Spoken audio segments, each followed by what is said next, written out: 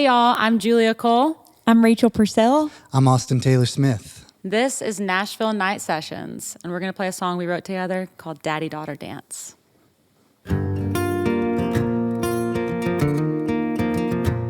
We cried so much when we were writing this. It's actually hilarious. Like, we're tough girls. It was so tender. And poor Austin just sitting there like, oh my gosh, what did I get myself into? Sweet moment. It was. I was not crying. Once and made dang sure I learned my lesson, but you held me when I cried and told me all about doggy heaven. Every spring you twirl me round that little high school gym. I'd look around so proud to show you off to my friends. I don't know, when we started writing this, we just started to talk about all of the different memories that we have with our dads, and it was just like, wait, there's so many, and we know that we're really fortunate to have that experience because not everyone does.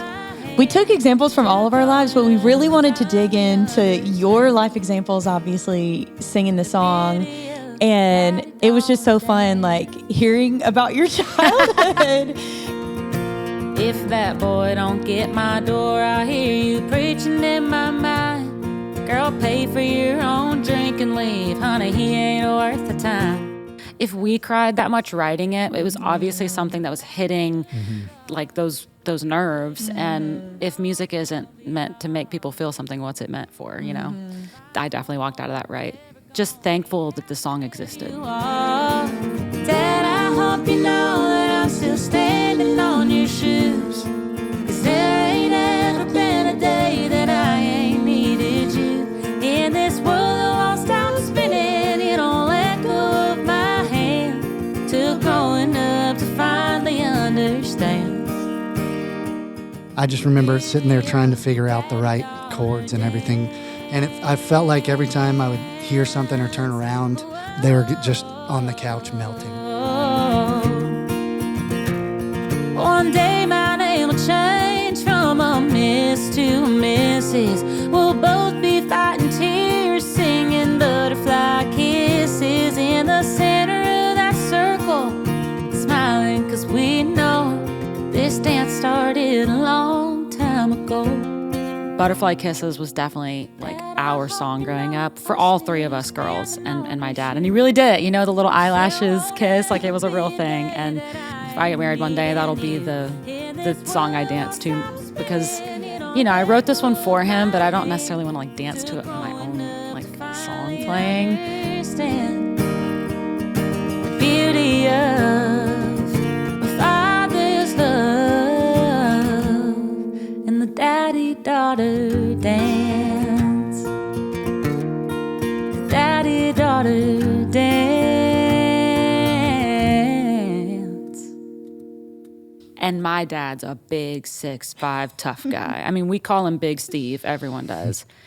And he was in tears. And my little sister was in the back, and she's secretly recording with her phone because Emily's the goat.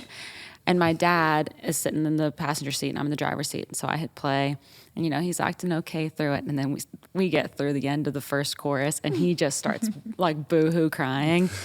And then by the... mission complete. Yes. I was, too. I was sobbing. And then... by the end of the song, he eventually like realizes Emily's in the backseat, and you can see it where he turns around and he goes, oh, he's like, I'm on camera right now. You gotta be kidding me. And at the end of it, he's like, that doesn't go anywhere. That's just for us. I sadly cannot tell you what the actual first song I ever wrote was because my friend Lauren Wardwell, she was my neighbor, lived down the street. We had this like song book of all these little songs that we wrote. And her brother Harrison destroyed our songbook. So we hung all of his underwear on the fan and turned it on in his room. But I will never, ever actually get to see what the first song is that I wrote because I do not remember. But the first one I can recall whenever I actually started to like take music a little bit more seriously, which was very late compared to other people. This song... I wrote when I was on a run. I ran track and cross country, volleyball, basketball, like soccer, all the things. And when I was on one of my runs in this park called Meyer Park by our house, all of the trees were dead and like all the trees had been chopped off at the stump and it looked just terrifying.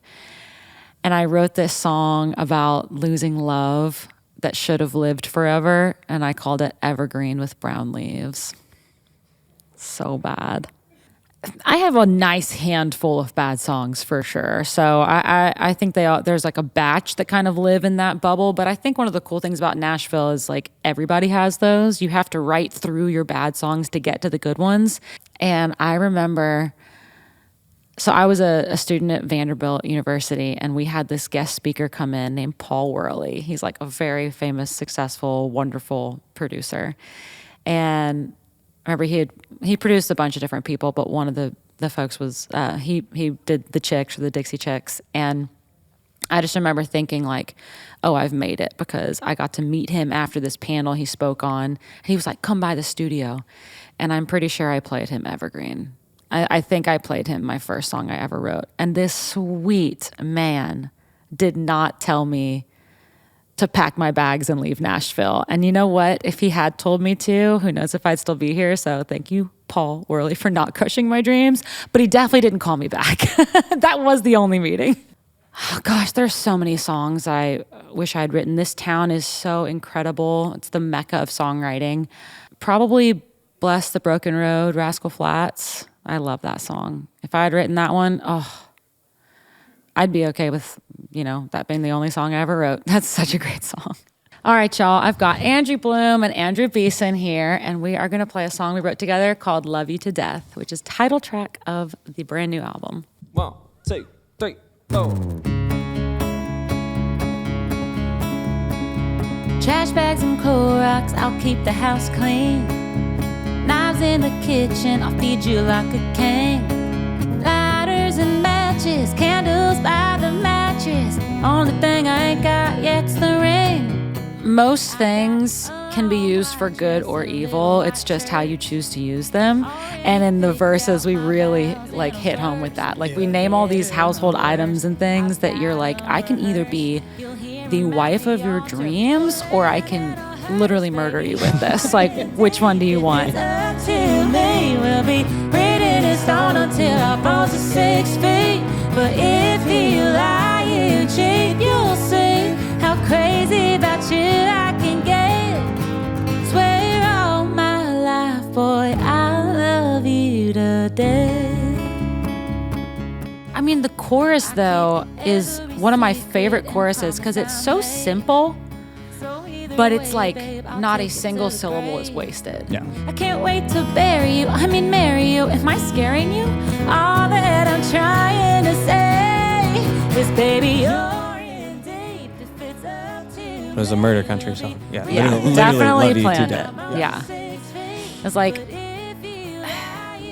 when people say, I love you to death, it's usually meant in a sweet way. But we're like, let's take it literally. Yeah. Let's just go there. Yeah.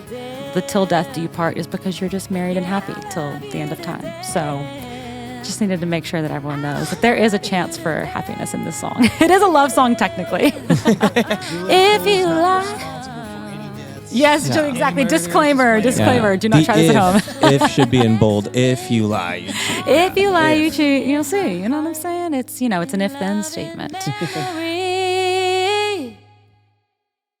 Baby, you're in deep. If it's up to me, we'll be written in stone until our bones are 6 feet. But if you lie, you cheat, you'll see how crazy about you I can get. Swear all my life, boy, I love you to death. Yeah, I love you to death. I love you to death.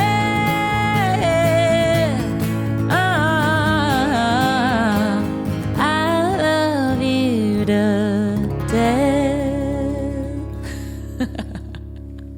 I've always written songs that are a lot more upbeat and fun. And part of that is probably because, like we talked about in the last song, Daddy Daughter Dance, I was raised to be more of the power through something and work hard, even never let them see you sweat. It's that mentality.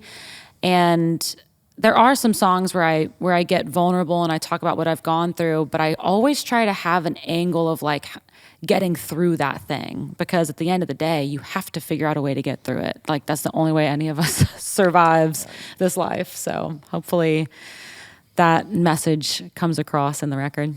Thank y'all for hanging out with us on Nashville Night Sessions. Good night, Nashville.